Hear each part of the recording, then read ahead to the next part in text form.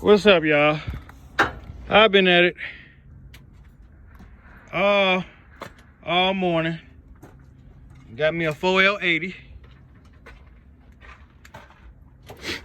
That's what we got. 4L80, baby. Looked like it was rebuilt in 2015.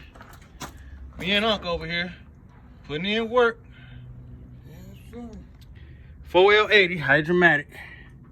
I'm gonna take it home and pressure wash it, clean it all up before I put it in there. Put it in that Nova behind that 6.4. Yep, looked like it was rebuilt somewhere in the Aurora Trans.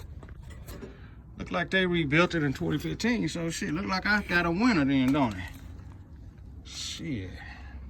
Now we gotta get this motherfucker home. All right, y'all. I'll see y'all in a minute. I'm out.